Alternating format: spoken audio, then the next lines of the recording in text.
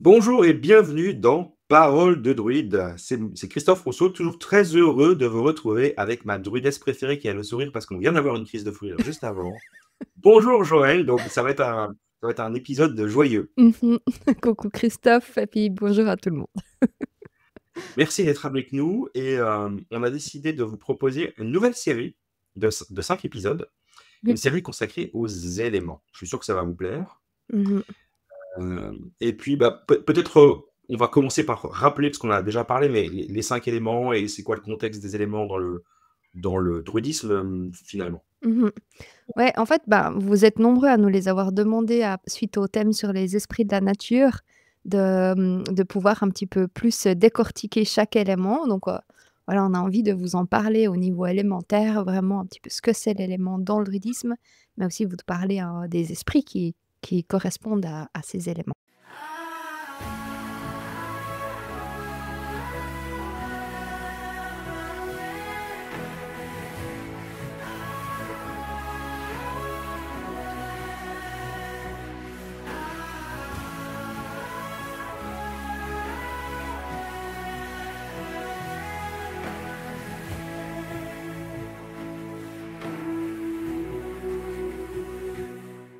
Bienvenue à Parole de druide, le podcast où la sagesse ancienne rencontre le monde moderne.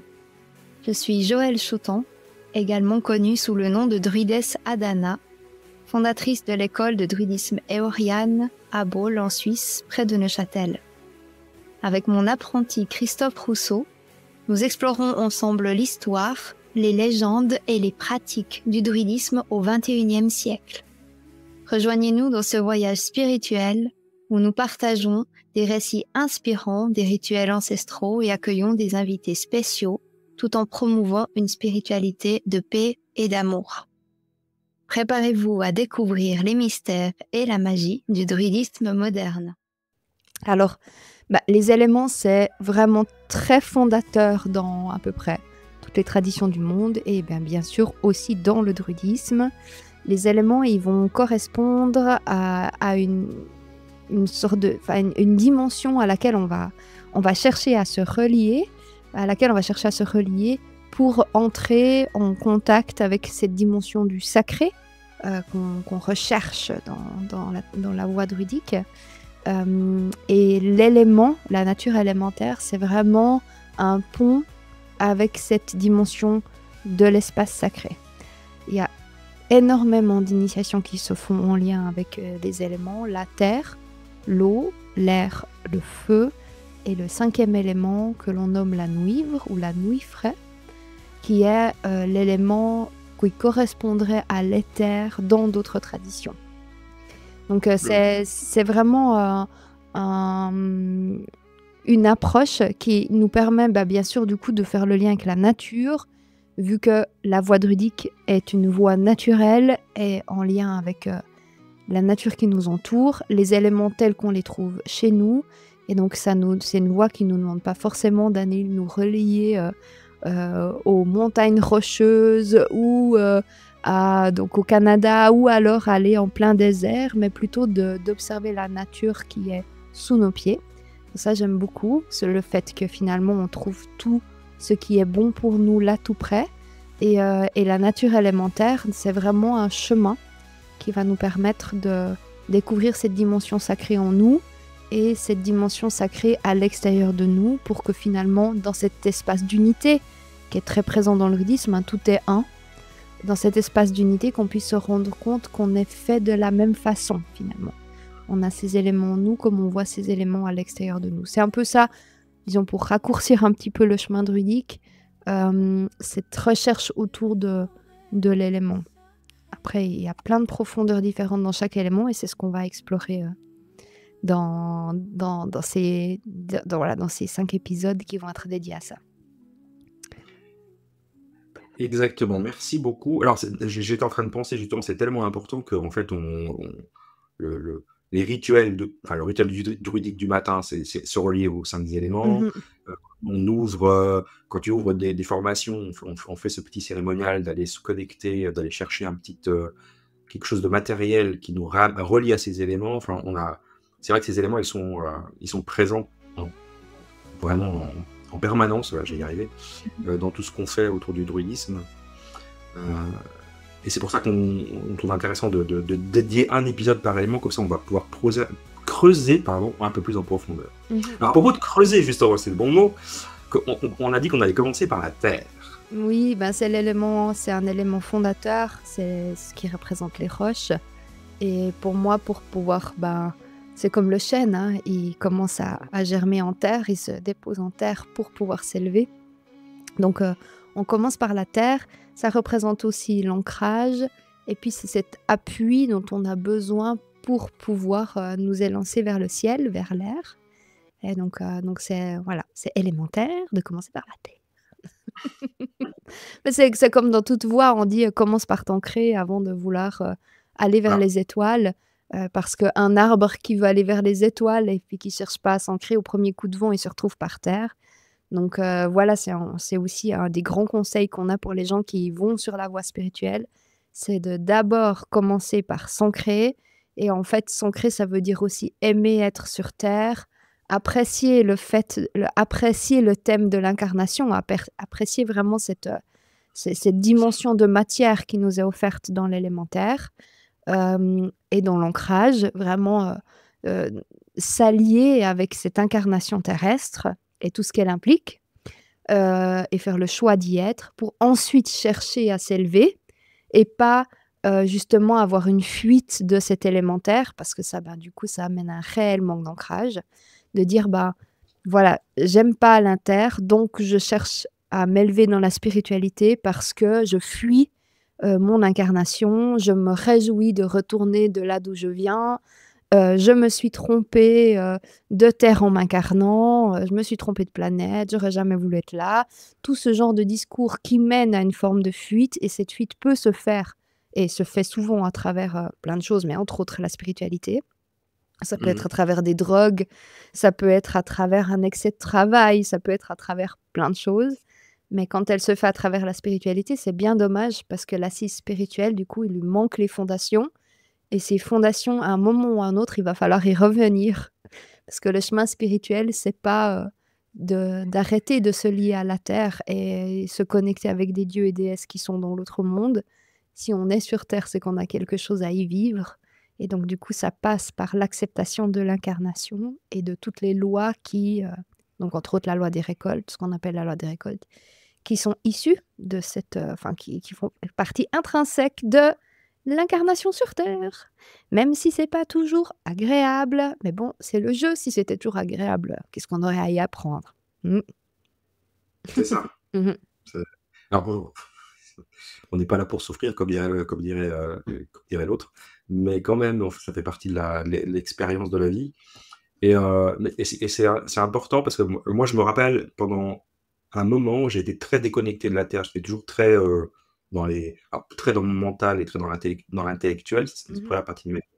Puis après, quand j'ai découvert un peu la spiritualité, j'ai eu tendance à me décaler, on va dire, ou en tout cas j'ai les mots en anglais, mais pas en français, le côté de grounding, là, de se ramener à la terre. Et c'est vraiment la forêt, le fait d'aller à la forêt et de me reconnecter à la forêt et du coup à la terre qui m'a aidé à revenir un peu sur terre et du coup à matérialiser les idées que j'avais, parce que c'est ça aussi l'idée de la terre, c'est que en fait on matérialise.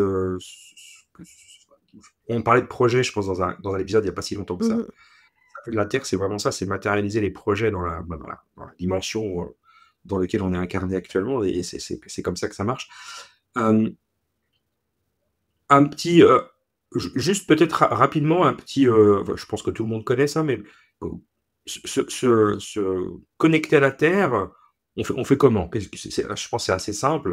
Est-ce que tu aurais un petit rituel très rapide, on se connecte à la Terre? Alors, se connecter à la terre, on peut appeler ça, comme tu disais, du grounding en anglais. Du coup, en français, on peut le traduire par ancrage, mais aussi enracinement. Il y en a qui préfèrent le terme enracinement, qui est moins pesant que le thème ancrage. L'ancre, c'est vraiment aller chercher fort cette présence-là. Alors, il y a plein de petites techniques simples, mais si tu dis dans le druidisme, on s'inspire du chêne qui est l'arbre-monde. Donc ce qu'on peut faire, c'est bien se poser sur nos pieds, sentir que la plante des pieds, elle est vraiment bien posée au sol, que l'on soit dans un appartement, au 10e étage ou qu'on soit, en pleine herbe, il y a pas d'excuse. Peu L'idée, c'est pas de se dire: «Oh bah non, bah je ferai quand je serai dans un parc. Oh bah je suis en pleine ville, j'arriverai jamais à m'ancrer». Ça, c'est toutes, mais toutes les excuses que l'on trouve pour ne pas faire l'exercice. Ou que vous soyez même dans un avion, vous pouvez vous ancrer.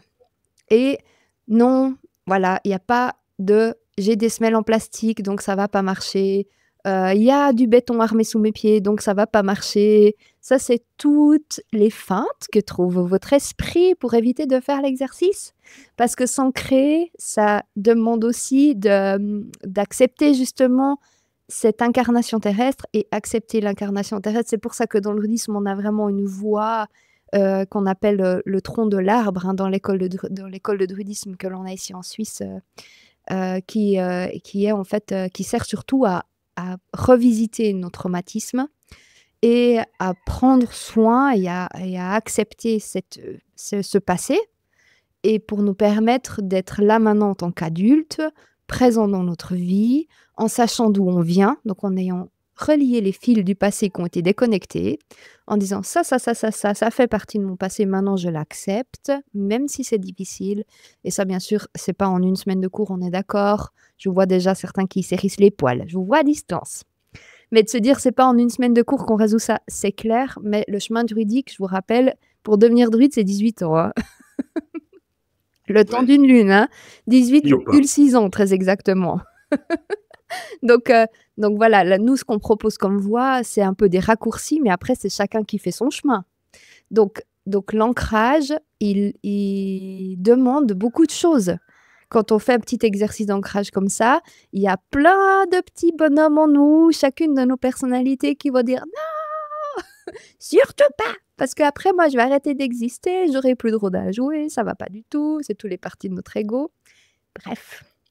Donc, observez vos excuses si elles viennent à vous quand, je vous parle d'ancrage et d'un exercice. «Ah, d'abord je fais le dîner des enfants. Ah, d'abord blablabla. Ah, d'abord nanana». Observez ça. «Oh, je suis pas assez bien habillée, je suis pas douchée, je suis pas assez propre». C'est mythique, j'en ai déjà entendu tellement des excuses, c'est vraiment drôle. Donc vous prenez un temps pour bien vous poser avec la plante de vos pieds et ensuite vous allez, prendre juste un temps pour respirer et quand moi je respire, j'imagine toujours que mon air, il descend le long de ma colonne vertébrale et il vient s'appuyer dans le sacrum et le coccyx, comme si cet appui, il me pousse plus sur la terre à l'inspire. Donc en fait, ça me fait vraiment une sorte de descente dans le bassin, comme dans un toboggan et là, en fait, c'est comme si je chausse mon bassin. Donc je rentre dedans et ça me permet déjà d'être plus habitée là parce que la plupart du temps, on respire ici et là, on va juste prendre un temps pour respirer consciemment le plus bas possible dans le corps et à partir de là, vous pouvez au prochain inspire, imaginer que vous avez des petites racines qui poussent sous vos pieds. Donc ça, c'est de la visualisation, mais je vous rappelle que ce que vous visualisez a une forme de réalité parce que sur un plan, ça existe.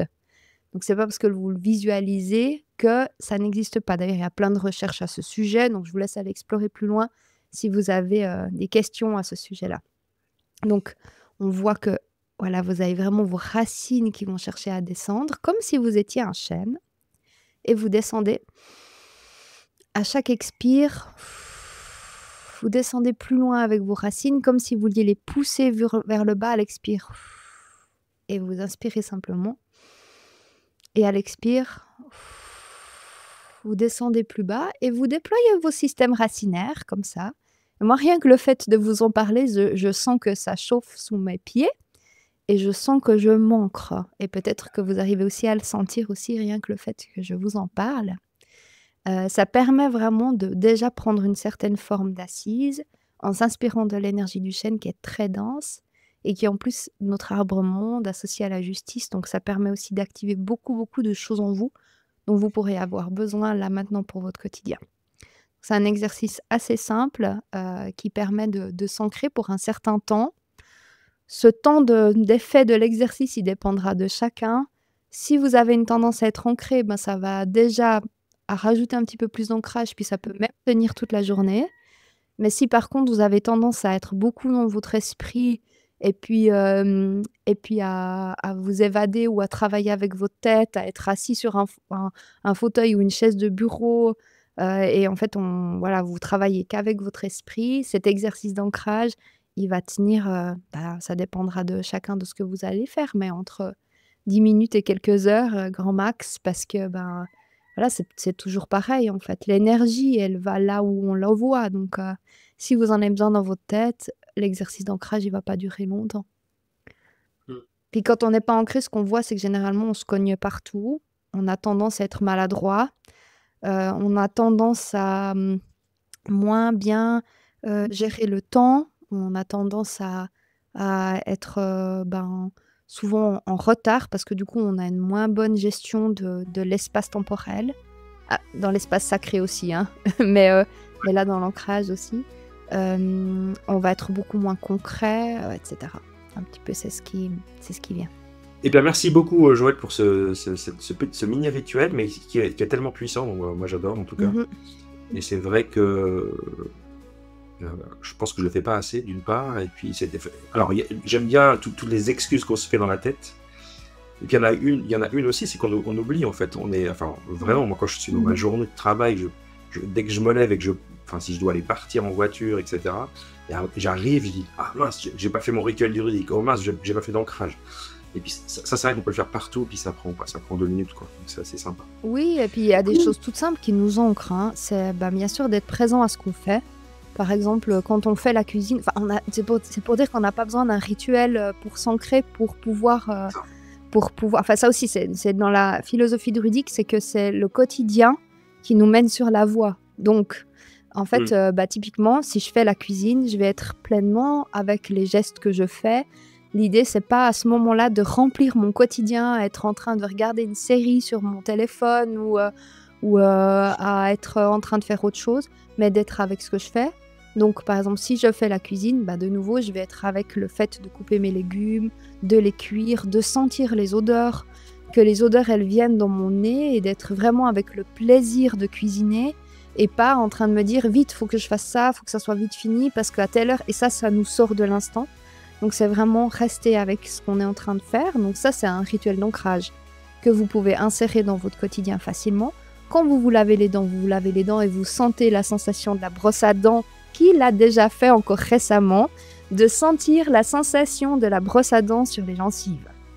Franchement, je pense qu'il y a peu de gens qui sont encore là-dedans parce que c'est tellement un rituel qui va de soi, qu'on fait tous les jours sans réfléchir, qu'en fait, on le fait machinalement et puis c'est vite pour le faire avant de... Et donc du coup, c'est quelque chose qui peut simplement être mis en place, de dire quand je me lave les dents, je suis attentive à ça, ou quand je prends une douche, je suis attentive à l'eau qui touche ma peau. Et en fait, l'ancrage, c'est de sentir notre corps. Et ça passe beaucoup avec l'essence. Et sentir l'expérience de l'incarnation.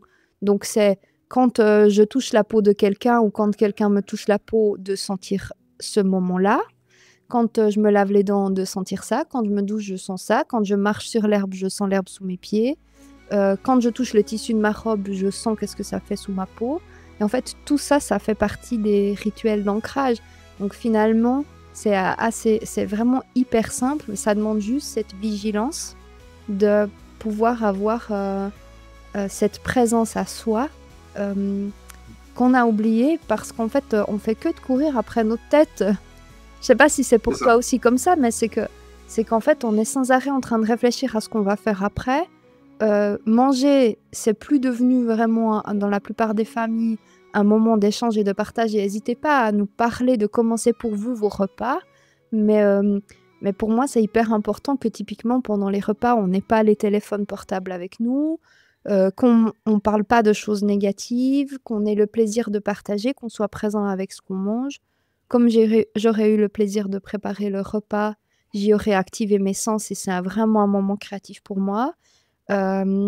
Voilà, et en fait, finalement, mon rituel d'ancrage, si j'observe, il va avoir des fluctuations dans la journée parce que, bien sûr, comme je suis aussi quelqu'un d'esprit, j'aurais tendance à avoir mes moments d'études qui sont plus dans ma tête et ça, c'est normal, on visite aussi l'élément air dans la journée.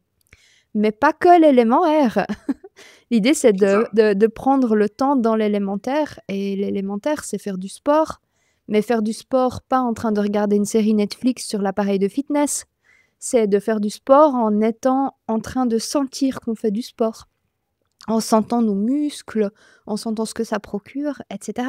Vous allez penser, je suis sûre, à plein de choses, et aussi n'hésitez pas à nous mettre des idées de choses d'ancrage que vous faites dans votre quotidien qui peuvent inspirer d'autres personnes, qui permettent voilà, de simplement, sans chercher à faire un rite ou une méditation, qui s'insèrent dans le quotidien et qui permettent en fait d'inspirer d'autres pour trouver des petites choses. C'est chaque fois rentrer dans la chaussette, hein. Moi, j'appelle ça comme ça, mais c'est je rentre dans mon corps, je rentre dans mon corps, je rentre dans mon corps, à travers les sens, à travers les sensations, à travers le toucher, à travers tout ça.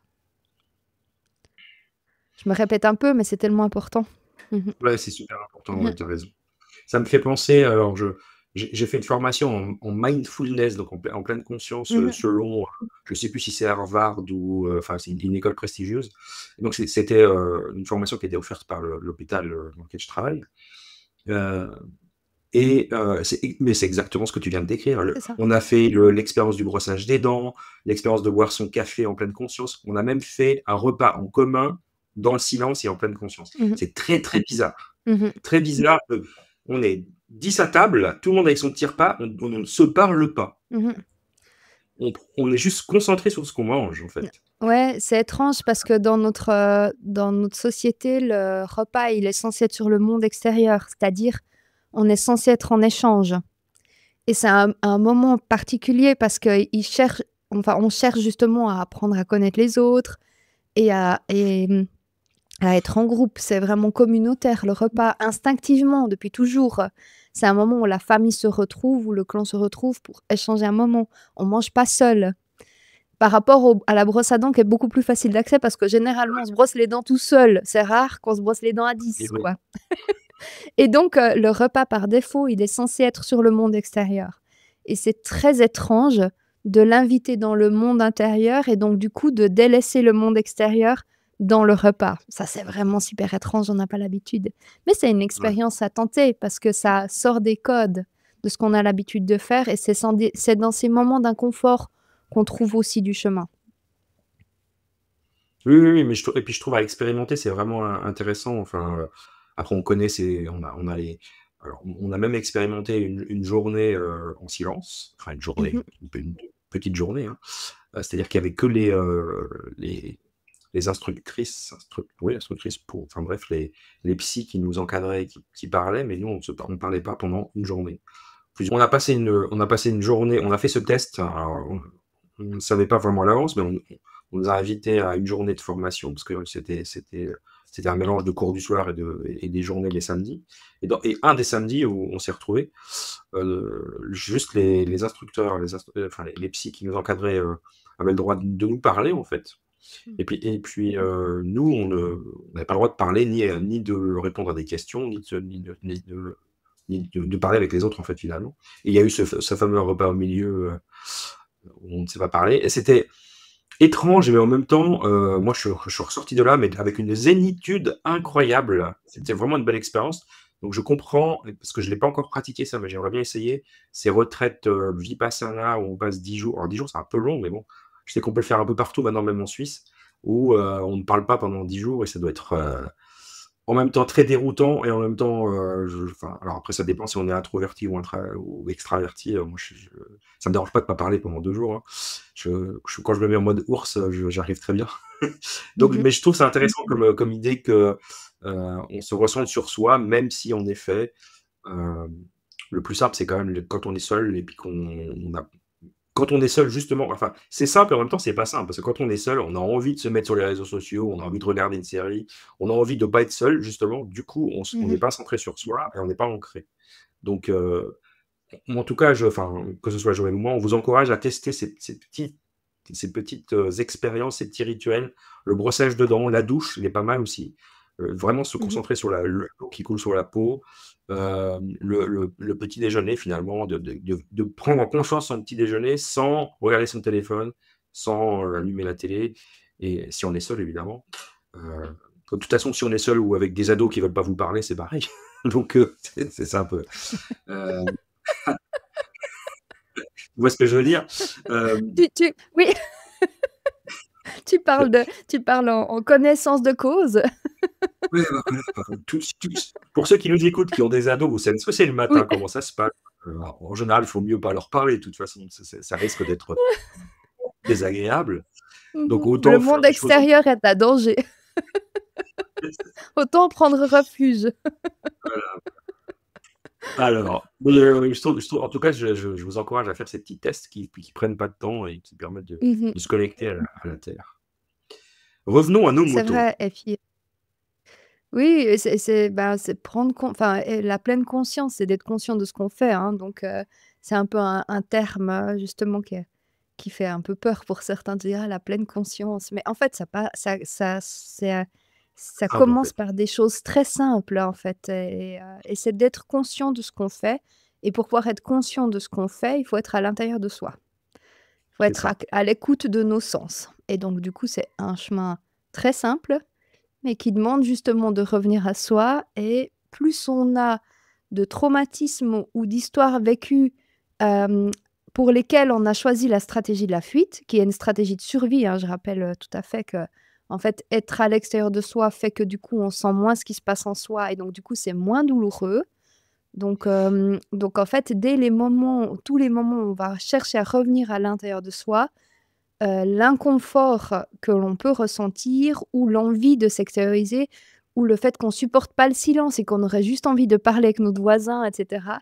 Ou le fait justement que, comme tu le dis, qu'on a envie de fuir sur les réseaux sociaux, c'est qu'il y a un inconfort à l'intérieur et là, c'est important et intéressant dans le processus d'incarnation et de revenir dans la matière terre, de se dire d'où vient cet inconfort et si j'en prenais soin, parce que tout ça, ça va me permettre de m'ancrer et de revenir dans mon expérience terrestre. Et donc ça, c'est un chemin que vous pouvez faire avec un accompagnement, bah, voilà, comme nous on le fait dans la semaine lunaire dans l'école Éoliane ou, avec, ben, des énergéticiens, des psychothérapeutes, et cetera, qui vont vous permettre d'aller dénouer ces inconforts, d'en prendre soin et petit à petit de vous incarner. Mais tout ça pour dire que des exercices d'ancrage peuvent amener dans l'inconfort et il faudrait pas arrêter de faire des exercices d'ancrage en disant: «Moi, de toute façon, j'y arrive pas». Parce que si vous y arrivez pas et que vous exprimez ça, c'est de nouveau une fuite et si vous avez vraiment envie de prendre soin de tout ce que vous êtes, aussi pour sortir de cette, loi des récoltes dont on parle dans le druidisme, qui est ce qu'on appellerait le karma, en fait, dans d'autres traditions, et ben, juste prendre soin de votre voix, en fait, sans but dans l'absolu, parce voilà, pour juste avoir plus de plaisir sur terre. Et ben, c'est simplement de prendre soin de soi, tout simplement, en fait. Mmh. Je voulais revenir sur peut-être le thème central de l'épisode qui était l'élément terre en deux parties. Mmh. Et puis la symbolique et la mythologie druidique, en fait, autour de cet élément, qu'est-ce qu'on peut partager avec nos auditeurs concernant peut-être les symboles euh, et puis, bon, tu as parlé un peu du chêne, et puis éventuellement les dieux ou la mythologie celtique autour de la symbolique terre. Ouais. Alors, ben, la terre la terre, elle est associée à la pierre et donc à tout ce qui est très solide. On va retrouver comme symbole l'ours qui va être celui qui prend le temps de se reposer dans la terre pendant l'hiver, qui va être celui qui va vivre dans une grotte pour hiberner. Et donc, on a cette symbolique-là autour de la grotte, de la pierre levée, du dolmen, des cairns. On a beaucoup, Mm. beaucoup de symbolique autour de l'élémentaire, dans le druidisme. Cet élémentaire, il représente l'aspect solide, l'aspect densifiant, l'aspect structurant aussi de notre vie sur terre. Donc c'est vraiment faut s'imaginer que notre âme descend dans la matière et la féconde et en même temps la matière féconde notre âme, donc c'est à double sens.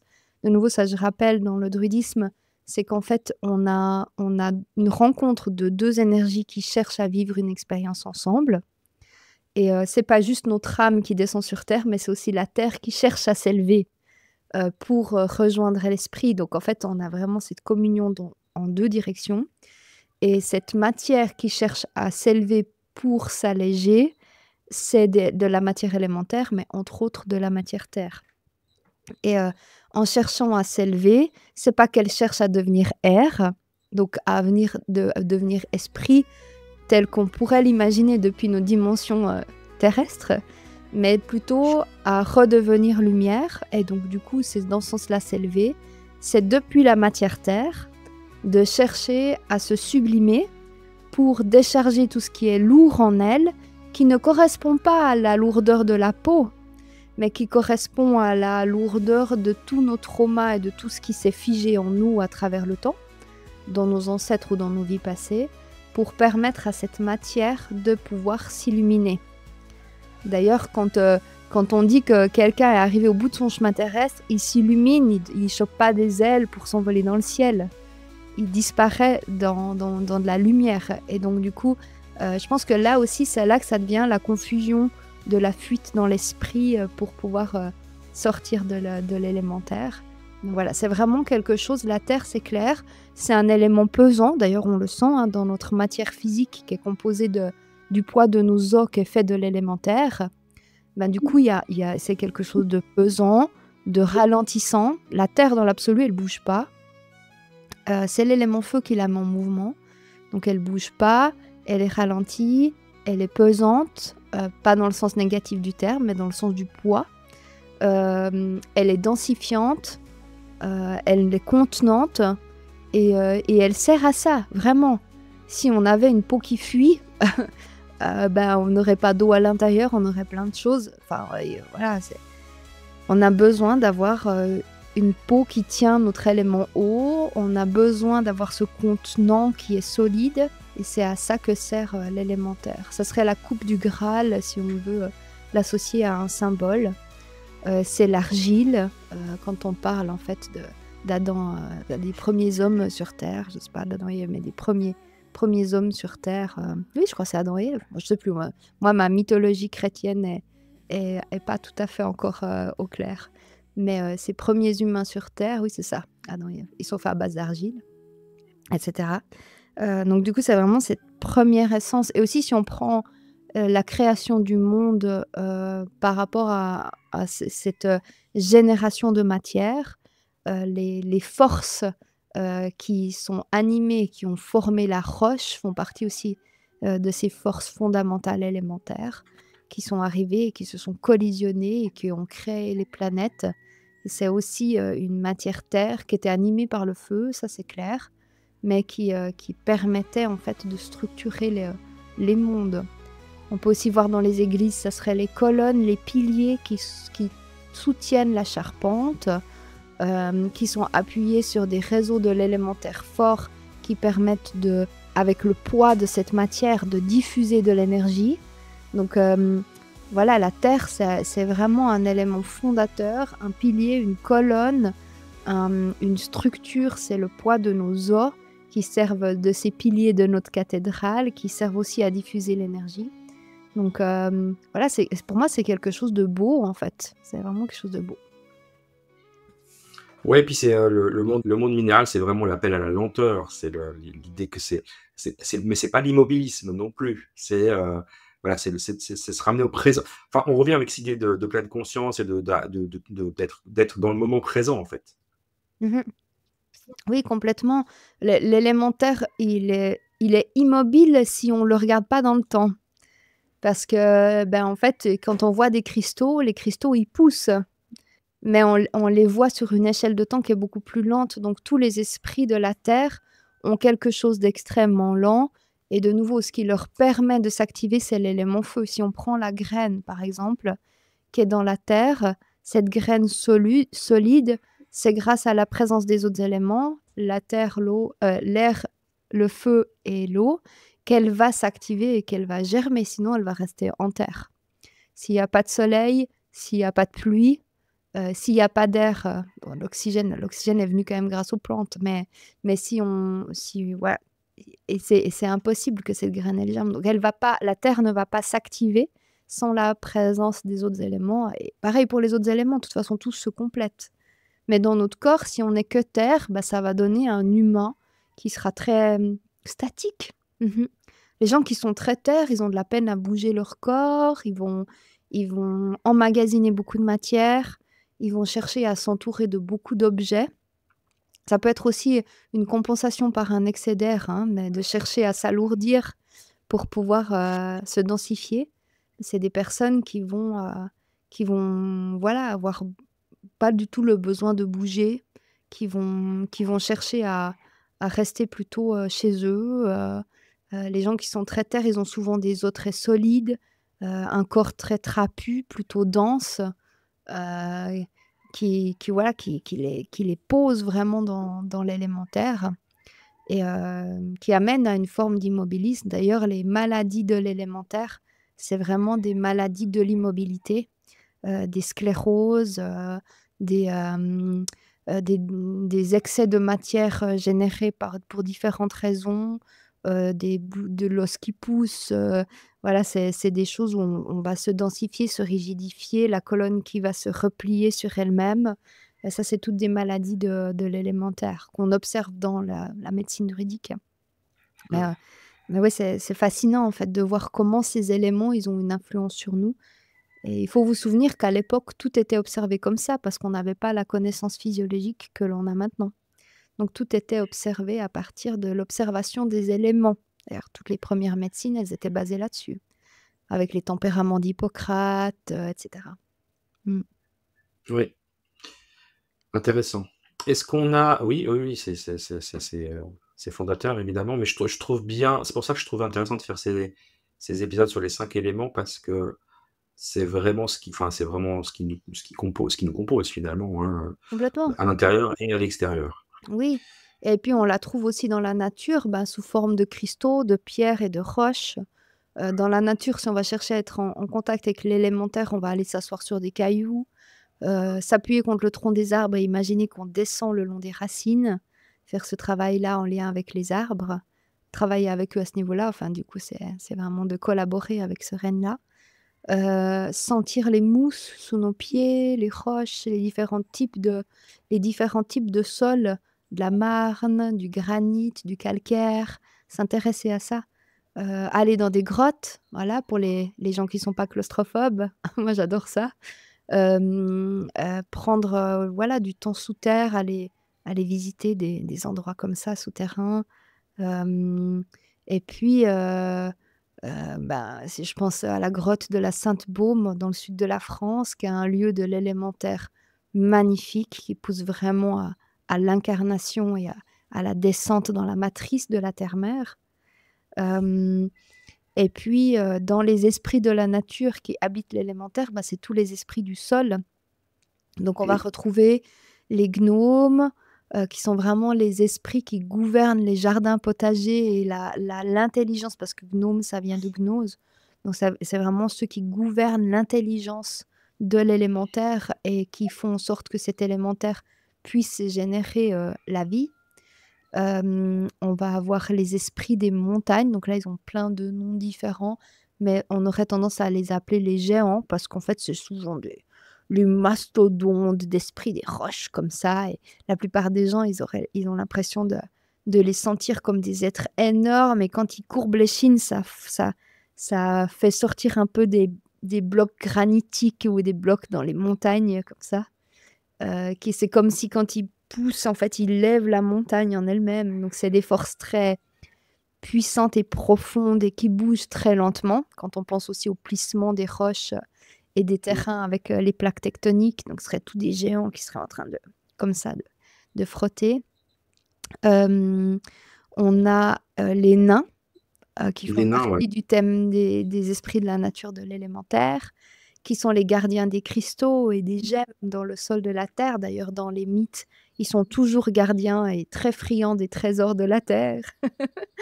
Ils ont toujours ils sont très bons, et c'est des très bons joailliers qui connaissent les gemmes et qui savent où trouver les trésors. On a les lutins qui font partie aussi du petit peuple du monde de la terre avec ces esprits des mousses qui courent partout, qui adorent sautiller dans les forêts de moussus comme ça, un petit peu. On les associe aussi au monde du Père Noël avec ces petits êtres qui regardent depuis derrière les arbres, qui guignent derrière les arbres. On a différents autres esprits. On va leur donner des noms, mais en fait, ils sont pas forcément des noms que vous allez retrouver, en fait, parce que c'est des noms qu'on donne et puis qui peuvent varier d'une région à une autre.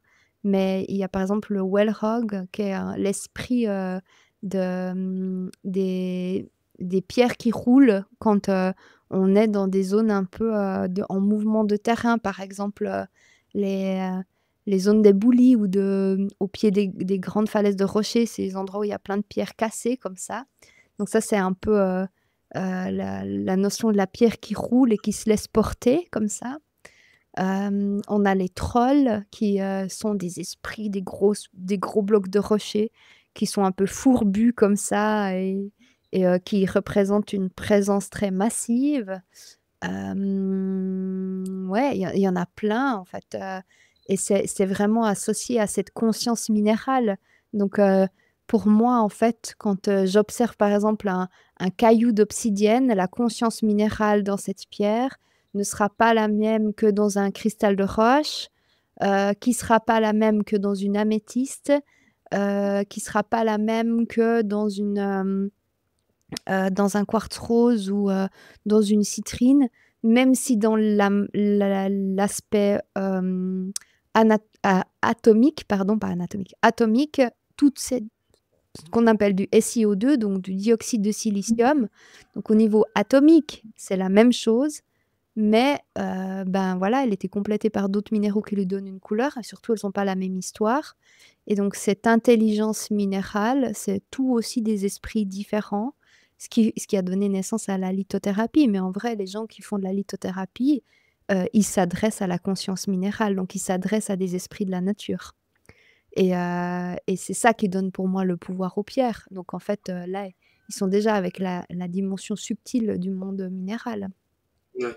Et en fait, il y a tellement de sortes de minéraux sur Terre qu'on ne saurait nommer tous les esprits de la nature qu'il y a dans l'élémentaire.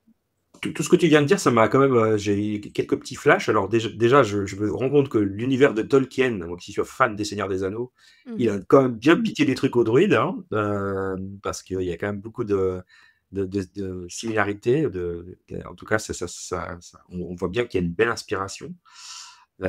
Et puis je me disais que oui, lithothérapie, enfin les pierres, il y a sûrement de quoi faire, je sais pas combien d'épisodes sur le sujet. Donc on va pas s'étaler là-dessus aujourd'hui, mais en effet, je trouve que c'est un sujet intéressant, les pierres. Moi, j'aime bien. C'est un peu les trésors cachés de la terre, en fait. Voilà, quand on va à la chasse aux cristaux.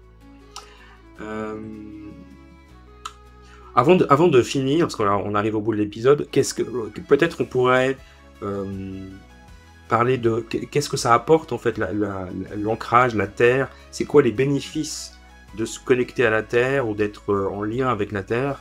Qu'est-ce que ça apporte à nous en tant qu'être humain multidimensionnel, n'est-ce pas? Eh bien, en fait, on a besoin de cet aspect fondateur, de cet appui, en fait. Pour pouvoir s'élever, on a besoin de pouvoir sentir une réponse de l'élémentaire, voilà, pour pouvoir ensuite s'élever. C'est ce que fait tout bébé, en fait, quand il est petit, il va ramper et il va chercher cet appui ensuite pour pouvoir se mettre debout. Et en fait, pour nous, cet appui, il est hyper essentiel.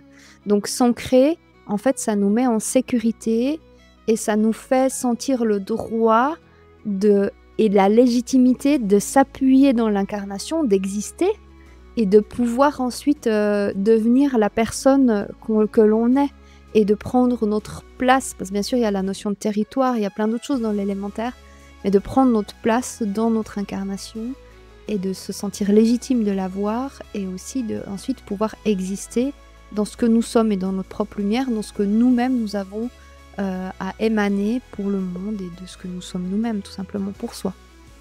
Et donc, du coup, c'est hyper important. Ça nous permet aussi de mieux sentir nos limites, de moins se laisser marcher dessus, d'oser dire non, de pouvoir sentir aussi les moments où on n'a pas besoin de plus.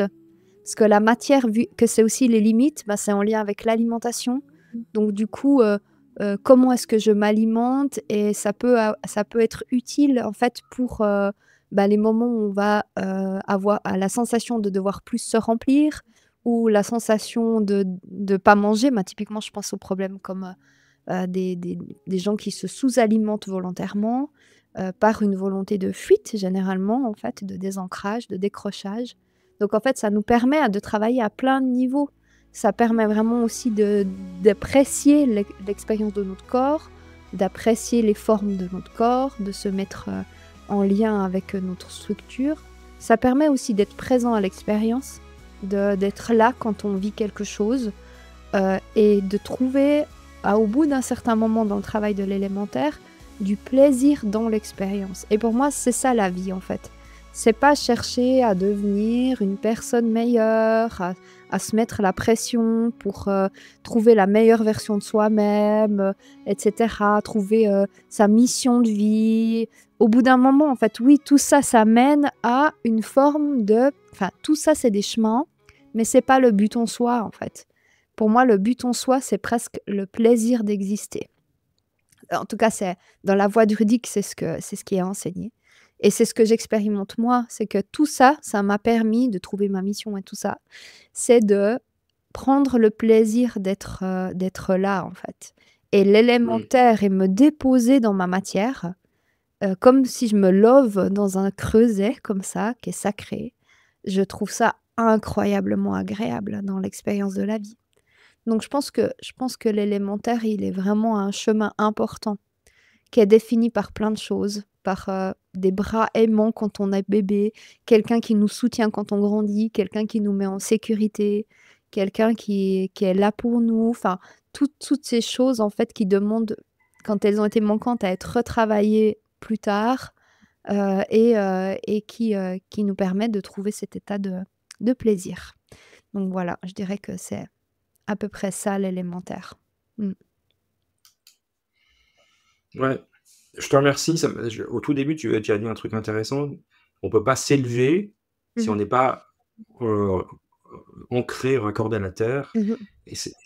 Et en fait, l'image m'est venue parce que c'est un vrai principe fondateur de la physique, c'est qu'il n'y a pas d'action sans réaction. Enfin, il y a pas de toute action enclenche une réaction et on peut pas, en effet, s'élever si on n'a pas quelque chose sur lequel s'appuyer, s'ancrer pour pouvoir s'élever. Donc les gens qui sont trop dans la spiritualité, qui sont un peu trop perchés, on va dire ça comme ça, par manque d'ancrage, ils vont pas s'élever en fait. Ils vont pas aller plus haut en tout cas. Ils auront Aller plus haut. facilement non, ils auront, ou alors ils vont y aller mais en manquant justement de structure et d'appui et de contenant.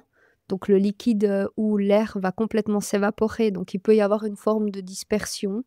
Mais en fait, oui, c'est une des grandes lois, de la spiritualité, c'est commence par t'ancrer, prends le plaisir dans la matière. C'est pour ça que dans aussi tous les chemins spirituels, si on regarde les histoires des grands maîtres, ils ont tous commencé par devoir passer le balai, à devoir faire des routines très embêtantes dès le début, à devoir pester parce qu'en fait, ils devaient ramasser les feuilles des arbres qui faisaient que de tomber, etc., se baisser, être au sol, faire des travaux de corps. Et puis en fait, eux, tout ce qu'ils voulaient, c'était apprendre les grandes lois des érudits. Mais en fait, on les a tous fait commencer par ça. Et ça, en fait, ça devrait être un truc qui nous fait tilt. Donc oui, prenez du temps dans votre quotidien, en fait. Appréciez de faire la cuisine, appréciez de vivre du temps avec votre famille, appréciez de recevoir le rayon de soleil sur votre peau et prenez un peu de temps aussi pour lire de la philosophie, des choses qui vous élèvent, des textes, regardez des vidéos sur des choses plus spirituelles. Mais prenez vraiment du temps dans votre quotidien pour être avec l'expérience et l'expérience dans le ressenti de l'expérience. Et ça, pour moi, c'est essentiel, en fait, parce que, bon, façon, dans la voie druidique, c'est vraiment ce qui est clairement enseigné, mais c'est aussi ce que, enfin, je pense qu'on voit partout, pas que dans le druidisme, et aussi ce que moi-même j'ai pu expérimenter. Totalement, je trouve que c'est tellement vrai, tellement en accord avec tout ce que tu viens de dire. Mm. Moi, je trouve ça intéressant. Oui, et puis Est-ce que- un chêne, si tout ce qu'on voit de l'arbre, si on prend de nouveau l'arbre comme image, tout ce que l'on voit de l'arbre à l'extérieur, faut s'imaginer qu'il y a la même chose sous terre. Donc tout ce qu'on ne voit pas, qui est son ancrage, qui est la façon dont il s'accroche au sol, qui se tient quand il y a des tempêtes, qu'il est là solide, et ben en fait c'est la même surface à l'envers. Donc en fait tout le travail qu'on va faire, je dis moi et vous, hein, tous ensemble, d'incarnation, de prendre du temps pour se poser dans notre matière, après dans le monde extérieur, il sera pas forcément vu. Bien sûr, les autres ne le verront pas, ça. Ils verront vos actions, ils verront comment vous parlez. Là, vous voyez comment Christophe et moi, on est en train de vous parler. Vous pouvez pas voir mes racines. Ça veut pas dire qu'elles sont pas là. Et puis en fait, ça a été pour moi un réel travail, et ça l'est toujours, de m'ancrer et de prendre le plaisir d'être dans l'expérience de la matière. Parce que, bah, bien sûr, au début, c'était dur d'être ici sur Terre. Donc j'avais qu'une envie, c'était de repartir. J'avais qu'une envie, c'était de me connecter aux autres planètes, aux starseeds, aux esprits d'où je viens, à cette planète d'où je viens, à regretter ce monde que j'ai quitté parce que quand même j'étais mieux là-bas, nanana. Mais en fait, en vrai, maintenant, ben, je suis tellement en amour avec cette terre qui m'a accueillie en tant qu'âme qui vient d'ailleurs, que en fait, cette terre, mais je l'aime de tout mon cœur. Et cette incarnation, elle a tout autant de valeur que les autres que j'ai vécues. Donc de savoir que je suis une starseed, oui, d'accord, c'est bon, bah, je le sais.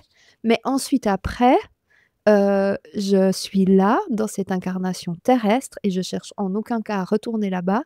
Ça m'arrive d'aller leur dire coucou parce que ça me fait du bien dans mon esprit d'aller me reconnecter là-bas, mais n'empêche que ma principale expérience, elle est ici, là et maintenant, et donc du coup, je vis l'expérience de la matière. Merveilleux. Mm. Moi, c'est bien. On arrive à la conclusion de cet épisode, mais je trouve t'as bien résumé un peu tout ça. Mhm. Euh, Est-ce qu'on ne partagerait pas une jolie triade pour finir? Oui, alors nous sommes pile à l'heure de la triade. Alors, je vous laisse fermer les yeux, ceux qui nous écoutent, pour écouter cette triade, qui est une triade traditionnelle de Iolo Morganeg, c'est pour cette fois. 3 choses qui ne faillissent jamais. La fidélité de la pierre, la constance du chêne et la patience de la terre. 3 choses qui ne faillissent jamais. La fidélité de la pierre, la constance du chêne et la patience de la terre. Voilà pour cette belle triade de Iolo Morganeg, qui était un barde qui a vécu dans les années 1747-1826 pour son année de vie. Un poète gallois qui a été druide aussi et qui a été fondateur du néo-druidisme. Donc voilà. Donc il a écrit beaucoup de triades que vous pouvez retrouver en accès libre, vu que voilà, les droits d'auteur depuis l'époque, ils sont plus actifs, donc vous pouvez les trouver en version libre facilement sur Internet pour découvrir les triades bardiques de Iolo Morganeg. Eh bien, merci beaucoup, Joël. C'était un plaisir aujourd'hui de parler en étant des bons terriens et d'être tout à fait en ligne avec notre incarnation actuelle. Donc, on vous remercie beaucoup. Oui. On vous retrouve dans une semaine avec le prochain élément qui sera, si je ne m'abuse, le feu. Le feu. Le Oh, feu. ça va être Parce qu'on passe le des feu, jambes qui est la terre et on monte d'un cran dans le bassin qui va être le feu. Qui anime Alors, la terre et qui le met en mouvement. Donc on se réjouit de mettre en mouvement cette matière-terre que l'on a travaillée aujourd'hui. Exactement. C'est possible que, à part ça, vu avec tout ce dont on a parlé, que ça ait réveillé pas mal de choses en vous, cet épisode. Parce qu'on a parlé de trauma, et donc du coup, il peut y avoir des choses qui ont un peu dans l'information dans votre corps été un peu titillé. Donc moi, je vous conseillerais assez de bien boire aujourd'hui après l'écoute de cet épisode.